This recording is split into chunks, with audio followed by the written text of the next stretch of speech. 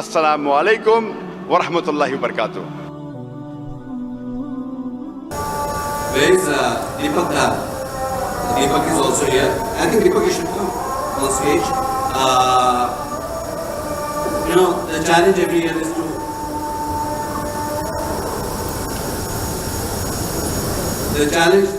also to keep green.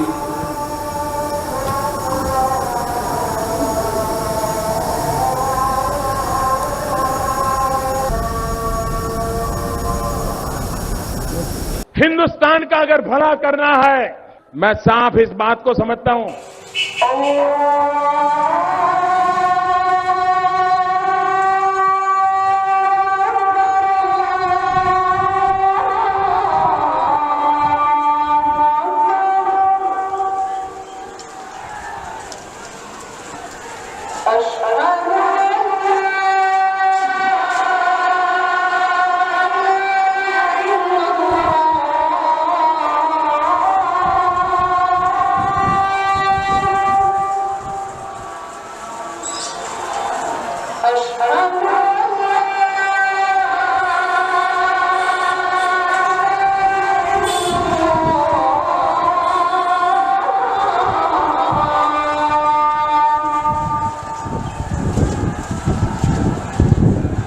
इसके पीछे खड़े रहनुमाओं को झाड़ पिला दी, कहते रहे अजान उन्हें भी सुनाई दे रही है.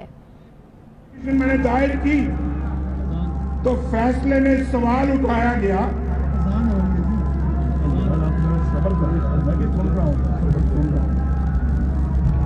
सलाह शुरू होने के पहले लोग को बुलाया जाता है सलाह की तरफ. हम देखते हैं कि यहूदी मजहब में वो इस्तेमाल करते ट्रम्पेट लोगों को बुलाने के लिए. लिखा गया ओल्ड टेस्टामेंट में in the book of numbers chapter number 10 verse number 1 से 3 में खुदा कहते हैं मूसा अलैहिस्सलाम से, आप 3 चांदी के ट्रम्पेट बनाओ. ट्रम्पेट इसको कहा जाता है ना, ट्रम्पेट. बोंगा बोंगा तो नहीं कहेंगे, लेकिन ट्रम्पेट अंग्रेजी में कहते हैं. ट्रम्पेट का इस्तेमाल करो लोगों को नमाज की तरफ बुलाने के लिए. ईसाईयत में इस्तेमाल करते घंटी की, घंटी बजाते, चर्च बेल, लोग को बुलाने के लिए. कई कबीले में ढोल का इस्तेमाल होता है लोग को बुलाने के लिए. इस्लाम में इस्तेमाल होती है इंसान की आवाज. और इंसान की आवाज ये जितने आला है इनसे कहीं बेहतर है और सुरीली है. कान को सुरीली होने के अलावा इसके अंदर एक पैगाम भी है. आज़ान का मैं जिक्र कर रहा हूं. जो आज़ान जो होती है लोगों को सलाह के लिए बुलाने के लिए, आवाज सुरीली होने के अलावा ये अफसोस की बात है कि बम्बई शहर में जो मस्जिदों में आज़ान होती है, अफसोस की बात है अक्सर ये आज़ान सुरीली नहीं होती, कान को तकलीफ ज़्यादा देती है. रहनुमाई के बदले तकलीफ ज़्यादा देती है. आप अगर हरमैन की आज़ान सुनेंगे, मक्का की या मदीना की, माशाअल्लाह आपका दिल खुश हो जाता है. वो आज़ान आपको रब की याद दिलाती है. बम्बई शहर में जो आज़ान हम सुनते हैं तकलीफ ज़्यादा देती है. सब आज़ान नहीं, अक्सर हमें कोशिश करना चाहिए कि हमारे मौज़िन को इकट्ठा करके उनको तरबियत देना चाहिए, प्रैक्टिस देना चाहिए, किस तरीके से आज़ान देनी चाहिए. क्योंकि आज़ान के वजह से जब मैं इंटरव्यू करता हूँ कई नौ मुस्लिम को, मैं कई नौ मुस्लिम को जानता हूँ जो सिर्फ आज़ान के वजह से इस्लाम कबूल किए. मैं पूछता हूँ अक्सर नौ मुस्लिम से, आपको इस्लाम में सबसे ज़्यादा पसंदीदा चीज़ क्या लगी? अक्सर लोग कहते हैं तौहीद और कई चीज़ें. कुछ लोगों ने मुझसे कहा वो आज़ान इतनी अच्छी है कि जब भी आज़ान सुनता हूँ मैं, दिल मेरा बाग बाग हो जाता है, दिल खुश हो जाता है. तो हमें कोशिश करना चाहिए कि हमारे मौज़िन जो है इस शहर में, उनकी तरबियत करें कि किस तरीके से सही आज़ान देना चाहिए. और जैसे मैं कह रहा था कि आज़ान सुरीली होने के अलावा ایک پیغام دیتی ہے ہمیں. افسوس کی بات ہے کہ اکثر مسلمان آذان کی معنی جانتے ہی نہیں. تو مسلمان نہیں جانتے تو غیر مسلم کیسا جانے؟ اور میں ایک واقعہ آپ سے کہنا چاہتا ہوں، اور یہ حقیقت واقعہ ہے. تقریباً 10-15 سال پہلے جب میں کیرلا میں گیا تھا تقریر کرنے کے لیے، اور یہ حقیقت ہے، مجھے مہمان خصوصی بنا گیا تھا، اور میرے تقریر کے پہلے ایک غیر مسلم پولیٹیشین کو بلایا تھا، اور اپنے تقریر میں ہر پولیٹیشین جو غیر مسلم میں کوشش کرتا ہے کہ اگر مسلم گیدرنگ دیکھتا ہے تو وہ تعریف کرے گا اسلام کی. تو یہ غیر مسلم پولیٹیشین تعریف کرتے کرتے کہنے لگا کہ ہمارے اس دیش میں جو مسلمان مغل بادشاہ اکبر اتنے مہان کام کیے، اسی لیے مسلمان روز 5 بار اللہ اکبر کر کے اکبر بادشاہ کی تعریف کرتے. آپ سمجھ رہے ہیں یہ جوک ہے؟ جوک نہیں، حقیقت ہے، اور میں خود گواہ ہوں. میں اسٹیج پہ بیٹھا تھا. اچھا، میرے تقریر کے پہلے اس نے کہا، تقریر میں نے اس کی غلط فہمی کو دور کیا کہ ہم مسلمان جب اللہ اکبر بولتے ہیں تو اکبر بادشاہ کی تعریف نہیں کرتے. اکبر بادشاہ تو موجود بھی نہیں تھا اس وقت. اللہ کے رسول کے ٹائم پہ اکبر بادشاہ کہاں تھے؟ جب اللہ اکبر کہتے ہیں اس کی یہ معنی ہے کہ اللہ سب سے بڑا ہے، اللہ از دا گریٹسٹ. اسی لیے ہر مسلمان کا فرض ہے کہ کم از کم وہ آذان کی معنی کو جانے تاکہ خود کے دل پہ اثر ہو، اور ساتھ ساتھ جو لوگ کو اس کی معنی نہیں پتہ ہے، غیر مسلمانوں کو نہیں پتہ ہے، ان لوگوں کو اس کی معنی بتائے. اور آذان میں ہم 4 بار دہراتے اللہ اکبر اللہ اکبر اللہ اکبر اللہ اکبر. اللہ سب سے بڑا ہے، اللہ سب سے بڑا ہے، اللہ سب سے بڑا ہے، اللہ سب سے بڑا ہے. اشہد ان لا الہ الا اللہ، میں گواہی دیتا ہوں اللہ کے علاوہ کوئی معبود نہیں. میں گواہی دیتا ہوں کہ اللہ کے علاوہ کوئی معبود نہیں. اشہد ان محمد رسول اللہ، میں گواہی دیتا ہوں کہ محمد صلی اللہ علیہ وسلم اللہ سبحانہ تعالیٰ کے رسول ہے. میں گواہی دیتا ہوں کہ محمد صلی اللہ علیہ وسلم اللہ کے رسول ہے. حی علی الصلاح، حی علی الصلاح، آؤ صلاح کی طرف، آؤ صلاح کی طرف. حی علی الفلاح، حی علی الفلاح، آؤ فلاح کی طرف، آؤ فلاح کی طرف، آؤ کامیابی کی طرف، آؤ کامیابی کی طرف، آؤ اچھے کام کی طرف، اچھے کام کی طرف. اللہ اکبر اللہ اکبر. اللہ سب سے بڑا ہے، اللہ سب سے بڑا ہے. جب ہم آذان کی معنی کو جانیں گے پھر ہمارے دل پہ آذان کا اثر اور گہرا پڑے گا. صرف عربی نہیں جاننے کے باوجود پڑھتا ہے الحمدللہ ثم الحمدللہ، لیکن اگر اس کی معنی جانے تو انشاءاللہ یہ اور گہرا اثر کرے گا آپ کے دل پر اور آپ کے دماغ پر. اللہ تعالیٰ فرماتے سورہ جمعہ میں سورہ نمبر 62 آیت نمبر 9 میں کہ جب آپ جمعہ کی اذان سنتے ہیں تو فوراً جمعہ کی نماز پڑھنے کی طرف جائیے، جماعت کی طرف جائیے.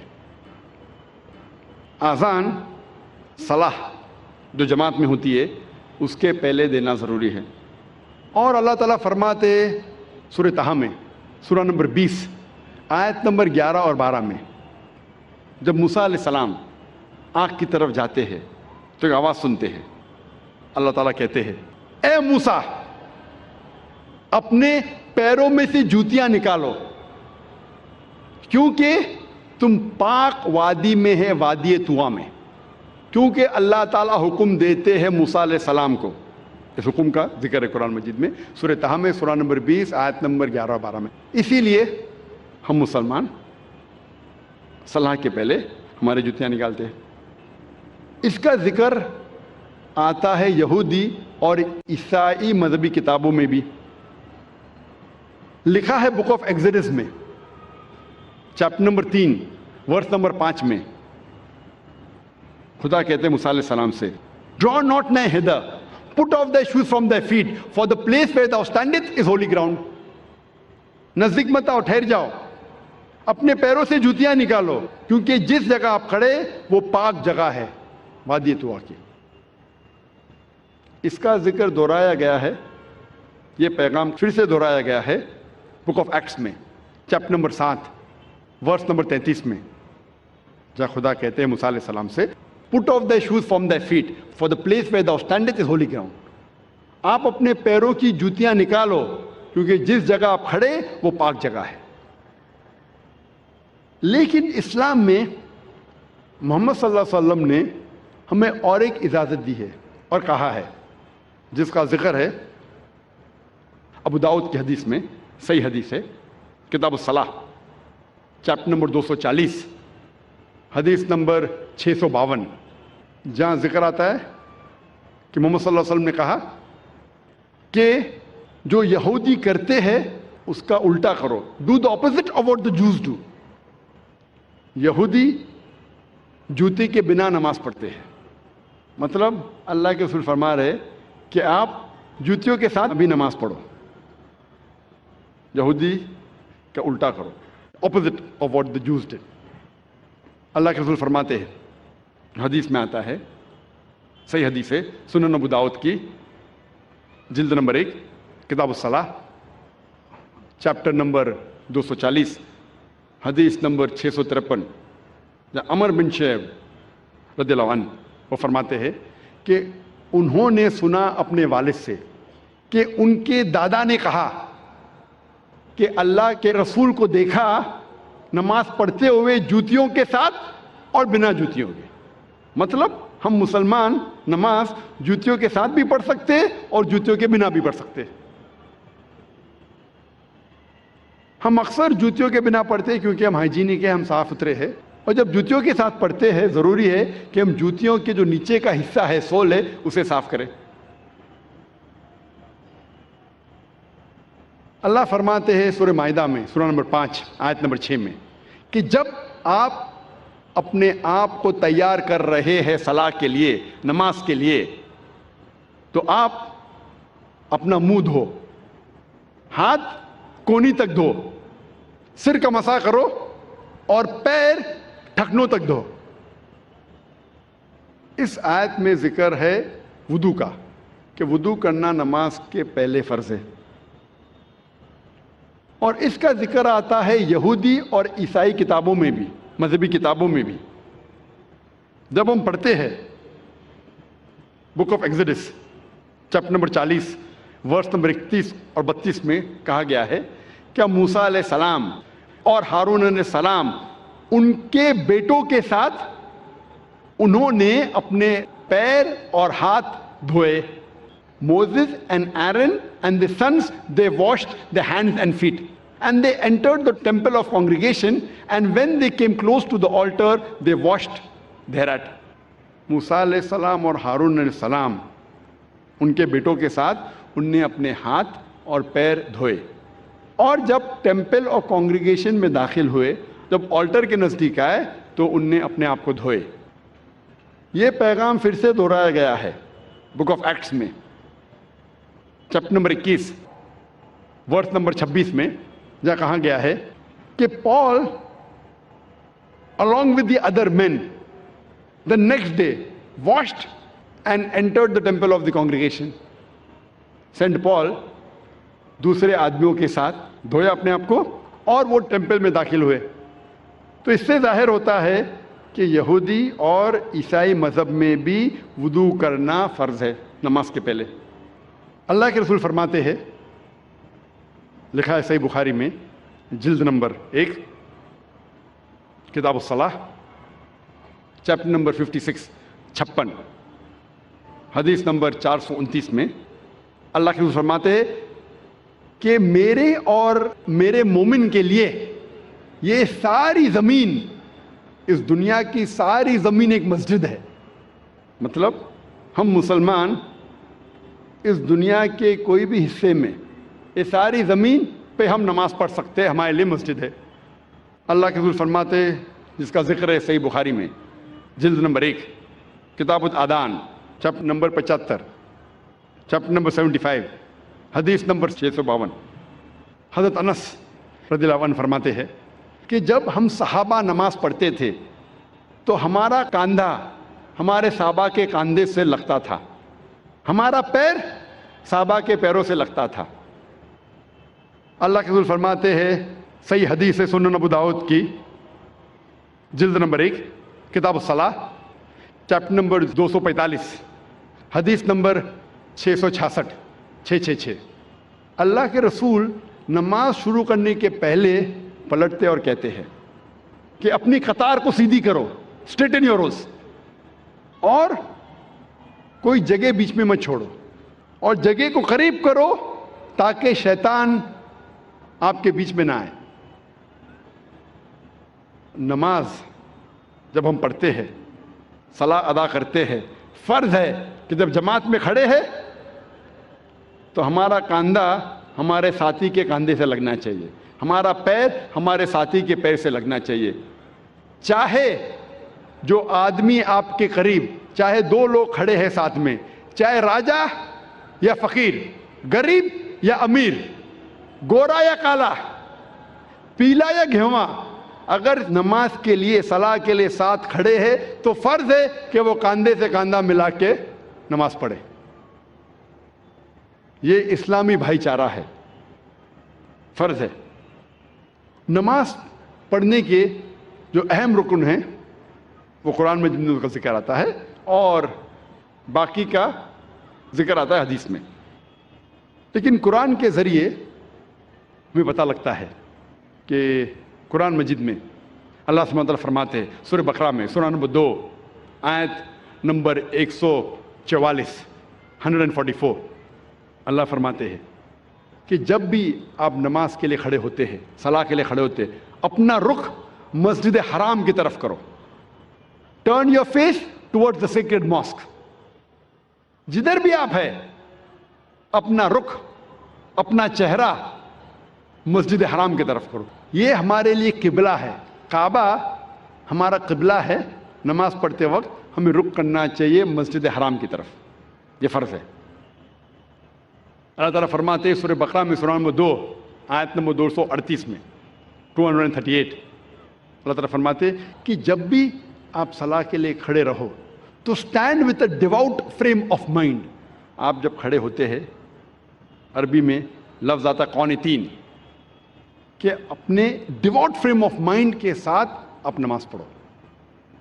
اللہ فرماتے ہیں سورہ ہجر میں سورہ نمبر 15 آیت نمبر 87 میں کہ اللہ ہے سینٹ، اللہ نے نازل کیا ہے 7 آیتیں جو ہمیشہ دہرائی جاتی ہے اور قرآن عظیم۔ جب قرآن مجید میں اس کا ذکر آتا ہے 7 آیتیں جو ہمیشہ دہرائی جاتی ہے، اس کا مطلب ہے سورہ فاتحہ۔ سورہ فاتحہ میں 7 آیتیں ہیں، تو قرآن میں اللہ تعالیٰ ذکر کرتے ہیں سورہ فاتحہ کے بارے میں، اور عظیم قرآن۔ سورہ فاتحہ کے علاوہ باقی حصہ جو قرآن کا ہے اسے کہا جاتا ہے قرآن عظیم۔ تو سورہ فاتحہ کا ذکر آتا ہے قرآن مجید میں سورہ ہجر میں سورہ نمبر 15 آیت نمبر 87 میں۔ اور اللہ تعالیٰ قرآن مجید میں کہتے ہیں کہ صلاح میں آپ کو رکوع کرنا ضروری ہے، اور رکوع لفظ قرآن مجید میں کم سے کم 13 بار آیا ہے، اور صلاح کا اہم رکن جو ہے وہ سجدہ ہے، اپنے ماتھے کو زمین پہ ٹیکنا کہتے ہیں سجدہ۔ اور سجدہ کا لفظ قرآن مجید میں 92 ٹائمز آیا ہے، قرآن مجید 92 ٹائمز۔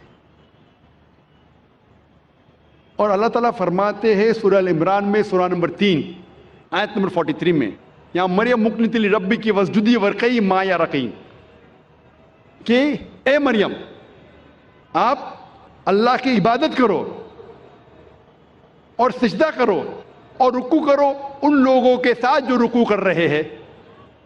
اور اللہ تعالیٰ فرماتے ہیں سورہ حج میں سورہ نمبر 22 آیت نمبر 77 میں کہ اے مومنو رکوع کرو اور سجدہ کرو اور اچھے کام کرو تاکہ آپ فلاح پاؤ۔ تو کئی بار قرآن مجید میں کہا گیا ہے رکوع کے بارے میں اور سجدے کے بارے میں۔ اور اس کے علاوہ قرآن مجید میں کئی بار کہا گیا ہے اطیعوا اللہ واطیعوا الرسول، اللہ کی اطاعت کرو اور اللہ کے رسول کی اطاعت کرو۔ کئی بار قرآن مجید میں آتا ہے، سورہ ال-عمران سورہ نمبر 3 آیت نمبر 32، سورہ ال عمران سورہ نمبر 3 آیت نمبر 132, سورہ نساء سورہ نمبر 4 آیت نمبر 59, سورہ مائدہ سورہ نمبر 5 آیت نمبر 92, سورہ انفال سورہ نمبر 8 آیت نمبر 1, سورہ انفال سورہ نمبر 8 آیت نمبر 20, سورہ انفال سورہ نمبر 8 آیت نمبر 46, سورہ نور سورہ نمبر 24 آیت نمبر 56, سورہ نور سورہ نمبر 24 آیت نمبر 54, سورہ محمد سورہ نمبر 47 آیت نمبر 33, سورہ مجادلہ سورہ نمبر 58 آیت نمبر 13, سورہ تغابن سورہ نمبر 64 آیت نمبر 12. کم از کم قرآن مجید میں 12 جگہ کہا گیا ہے اطیعوا اللہ واطیعوا الرسول, اللہ کی اطاعت کرو, اللہ کے رسول کی اطاعت کرو. اس کا مطلب اللہ کے علاوہ جو بھی اللہ کے رسول فرماتے ہیں, حکم کرتے ہیں, ہمارے لیے فرض ہے کہ اسے ہم مانیں. تو صلاح کی باقی رکن, باقی چھوٹی چیزیں کس طریقے سے پڑھی جاتی ہے وہ ذکر آتا ہے حدیث میں. جب اللہ کے رسول کی صحیح حدیث پڑھیں گے تو باقی چیز ہمیں ملتی ہے. اور اللہ کے رسول فرماتے ہیں صحیح بخاری میں جلد نمبر 1 کتاب الآذان چیپٹر نمبر 18 حدیث نمبر 604 میں, پرے ایز یو سی می پرے, نماز پڑھو جس طریقے سے آپ مجھے پڑھتے ہوئے دیکھ رہے ہیں. اور یہ حدیث دہرائی گئی ہے کئی جگہ, یہ دہرائی گئی ہے صحیح بخاری میں جلد نمبر 9 میں حدیث نمبر 352 352, جہاں اللہ کے رسول فرماتے کہ نماز پڑھو اس طریقے سے جس طریقے سے آپ مجھے پڑھتے ہوئے دیکھ رہے ہیں. تو باقی چیز نماز کے بارے میں ہمیں ملتی ہے اللہ کے رسول کی صحیح حدیثوں میں. اللہ فرماتے ہیں سورہ داریات میں سورہ نمبر 51 چیپٹر 51 ورس نمبر 56 ورس 56, وما خلقت الجن والانس الا لیعبدون. اللہ سبحانہ و تعالیٰ نے جن اور انسان کو اسی لیے بنایا ہے تاکہ وہ اللہ کی عبادت کرے. اللہ نے جن اور انسان کو صرف اور صرف اسی لیے بنایا تاکہ وہ اللہ کی عبادت کرے. یہ لفظ عبادت آتا ہے عربی لفظ عبد سے, جس کے معنی ہے بندہ, بندگی, اور سارے انسان اللہ کے بندے ہیں. ہمیں فرض ہے کہ ہم ہمارے خالق, ہمارے رب اللہ سبحانہ و تعالیٰ کی عبادت کریں. کئی مسلمانوں کو غلط فہمی ہے کہ صلاح ہی صرف اللہ کی عبادت ہے. صلاح اللہ کی ایک اہم عبادت ہے, سب سے بہترین, لیکن صرف صلاح عبادت نہیں. عبادت کے معنی عبد, بندگی, اللہ کا کہنا ماننا. جب ہم اللہ کا حکم مانتے ہیں تو ہم اللہ کی عبادت کر رہے ہیں. جی خوش آمدید دوستو, امید کرتا ہوں ویڈیو آپ نے پوری دیکھی ہوگی اور آپ کو پسند بھی آئی ہوگی. بھائیو دوستو, ویڈیو میں آپ نے دیکھا کہ جو بھارت کے پرائم منسٹر ہے نریندر مودی, دراصل میں ہندو ہے, لیکن دیکھو کس طرح جو اذان ہو رہی تھی تو اذان کے درمیان بالکل خاموش کھڑے رہے, اذان کو پوری سنا, اس کے بعد اپنا تقریر وغیرہ جو ہے نا وہ جاری کیا. اب یہ اللہ جانتا ہے کہ اس کی نیت کیا تھی, یا یہ اس کی پالیٹکس ہے یا کچھ اور ہے, وہ علیحدہ بات ہے. لیکن بہرحال رسپیکٹ کرنا دوسرے مذہب کا یہ بہت بڑا جو ہے نا ایک قدم ہوتا ہے جو ہر کسی کے پاس نہیں ہوتا. اور دوسرے کی نسبت پاکستان کا پرائم منسٹر نواز شریف, تو میرے بھائیو دوستوں, میں یہاں پر کوئی پولیٹیکل بات نہیں کر رہا, نہ ہی میں یہ کہہ رہا ہوں کہ میں کسی کا سپورٹر ہوں یا نہیں, لیکن بحیثیت مسلمان یہ اذان کا جو ہے نا جواب دینا اور اذان کو سننا یہ ہمارے رسول صلی اللہ علیہ وسلم کا حکم ہے. رسول اللہ صلی اللہ علیہ وسلم نے فرمایا کہ جب اذان ہو رہی ہو تو اس کو چپ کر سننا چاہیے. اور رسول اللہ صلی اللہ علیہ وسلم کا یہ بھی ارشاد ہے کہ مجھے ڈر ہے اگر جو لوگ اذان کے درمیان باتیں کرے, اذان کو نہ سنے, تو مجھے ڈر ہے کہ موت کے وقت ان کو کلمہ نصیب نہ ہو. میرے بھائیو دوستو, میرا اشارہ یہاں پر نواز شریف کی طرف نہیں بلکہ ہر اس آدمی کی طرف ہے جو کہ اذان سنتا ہے اور اذان کے دوران وہ باتیں کرتا ہے اور دنیا پر توجہ دیتا ہے. اذان زیادہ سے زیادہ 2 منٹ یا 1 منٹ لے گا, تو آپ 1 منٹ یا 2 منٹ اگر آپ خاموش رہے تو کون سا آپ کا نقصان ہوگا. اور اذان کو جب آپ سنیں گے میرے بھائیو دوستو, اور اس کو آپ اگر دل سے سنیں گے اور دل لگا کر سنیں گے تو آپ کو ایک عجیب سی فیلنگ اور عجیب سا مزہ آئے گا۔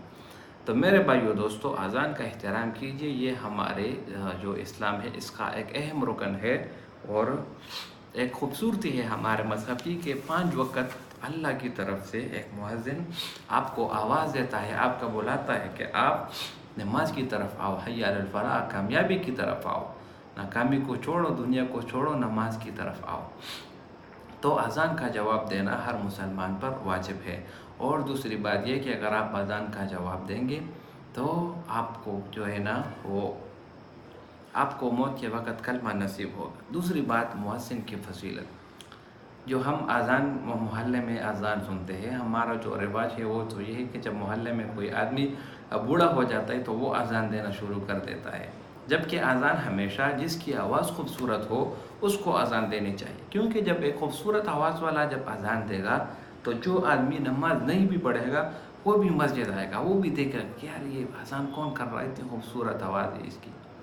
تو اس میں حکمت یہ ہے کہ جب ایک خوبصورت آواز والا بندہ اذان کرے گا تو جو لوگ نماز نہیں پڑھتے وہ بھی نماز کی طرف آئیں گے۔